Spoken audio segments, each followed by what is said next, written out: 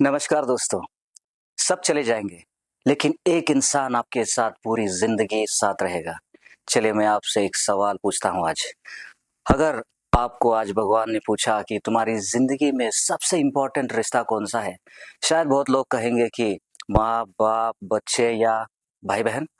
और ये बिल्कुल सही भी है, क्योंकि जरा एक पल के लिए सोचिए, आपके आखिरी दिन हॉस्पिटल के उस रूम में जब सब लोग कहेंगे कि अपना ख्याल रखना और धीरे धीरे अपने घर चले जाएंगे, तब सबसे देर तक आपके पास कौन बैठेगा? आपका लाइफ पार्टनर। फिर भी सबसे ज्यादा आंसू भी वही इंसान बहाता है जिसने कभी आपसे सिर्फ एक चीज मांगी थी, वो है आपका साथ। शादी सिर्फ एक रिश्ता नहीं है, एक नई दुनिया है। शादी सिर्फ दो लोगों का मिलन नहीं होता, दो अलग दुनियाओं का मिलन होता है।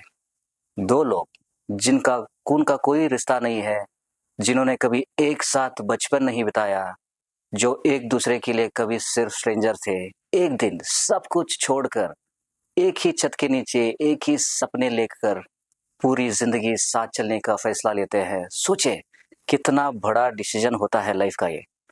और उसके बाद वही इंसान आपका बेस्ट फ्रेंड बनता है, डॉक्टर भी बनता है, कभी कभार फाइनेंशियल प्लानर भी, ट्रैवलर पार्टनर भी, प्रॉब्लम सॉल्वर भी, और कभी कभी पूरी दुनिया के सामने आपके लिए खड़ा होने वाला वॉरियर भी। एक ही इंसान कितने सारे रिलेशनशिप निभाता रहता है ना? फिर गलती कहाँ है? हम स्ट्रेंजर से पोलाइटली बात करते हैं, बॉस के सामने स्माइल करते हैं, कस्टमर को रिस्पेक्ट देते हैं, फ्रेंड्स की बात को पोलाइटली सुनते हैं, लेकिन जिस इंसान के साथ पूरी जिंदगी जीना जीना है, उसी को हम सबसे ज्यादा टेकन फॉर ग्रांटेड लेते हैं। सबसे पहला उसी के ऊपर गुस्सा, सबसे पहला कंप्लेंट, सबसे पहला फ्रस्ट्रेशन, सबसे पहली उन्हीं पर निकालते हैं। क्यों? मुझे लगता है ईगो सबसे खामोश जहर है। रिलेशनशिप को बड़ा तूफान नहीं गिराता, पैसा नहीं गिराता, प्रॉब्लम्स नहीं गिराते। सबसे ज्यादा प्रॉब्लम यह है कि ईगो। मैं पहले क्यों सॉरी बोलूं, फोन पहले क्यों करूं, गलती मेरी नहीं है। और धीरे धीरे दो अच्छे लोग एक ही घर में रहते हैं, दिल से बहुत दूर हो जाते हैं। याद रखिए, रिलेशनशिप में जो आसान नहीं है, लेकिन रिलेशनशिप को निभाना, बचा के रखना बहुत मुश्किल है। ओके, एक बात जो शायद हमें समझनी चाहिए, प्लीज कभी भी गुस्से में ये मत कहना कि तुम्हारे माँ बाप ने क्या तुम्हें सिखाया है, या मैं तुम्हारे घर वालों को जानता हूँ, या उनकी औकात क्या है, वगैरह वगैरह। आखिर क्यों? आपने शादी अपने लाइफ पार्टनर के साथ किया है या उनके माँ बाप के साथ? और ये याद रखिए, जिस तरह आपके माँ बाप ने सपने देखे, मेहनत की, पैसा खर्च किया, आपको पढ़ाया, आपको इस लायक बनाया, बिल्कुल वही सब आपके लाइफ पार्टनर का माँ बाप ने भी किया है।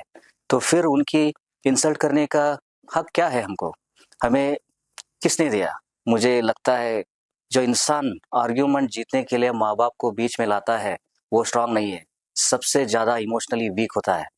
एक और एक सच जो हम एक्सेप्ट नहीं करते, हम चाहते हैं हमारी वाइफ हमारे माँ बाप को अपने माँ बाप की तरह समझे, उनकी सेवा करे, उनकी इज्जत करे। लेकिन क्या हम भी उनके माँ बाप को लेकर यही एहसास रखते हैं? रिलेशनशिप सिर्फ एक्सपेक्टेशन से नहीं चलता, बैलेंस से चलता है, इक्वालिटी से चलता है, रिस्पेक्ट से चलता है।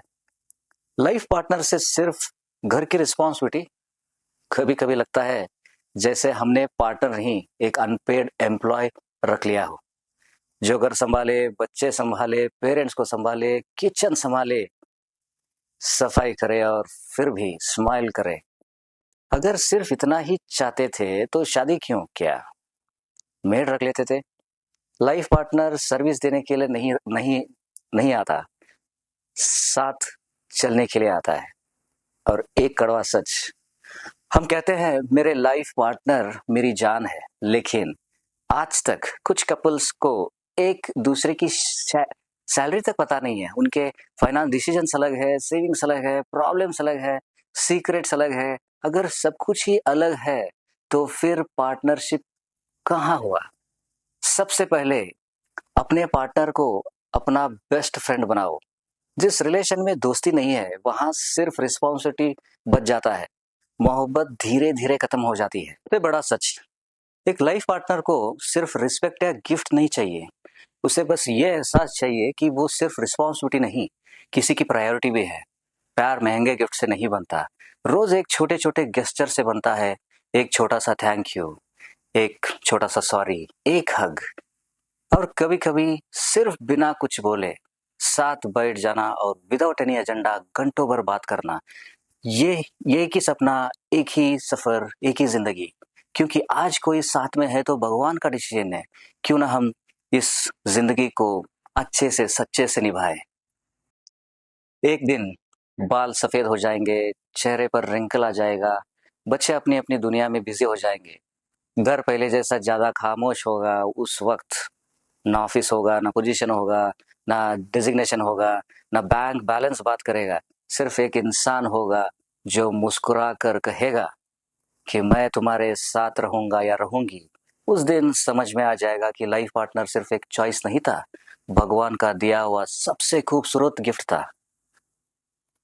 याद रखिए, मोहब्बत सिर्फ आई लव यू कहने से खूबसूरत नहीं बनती। मोहब्बत तब खूबसूरत बनती है जब हर एग्रीमेंट के बाद, आर्ग्यूमेंट के बाद, हर मिसअंडरस्टैंडिंग के बाद, हर मुश्किल के बाद, हर हम फिर से एक दूसरे के हाथ पकड़ के चूज करते हैं।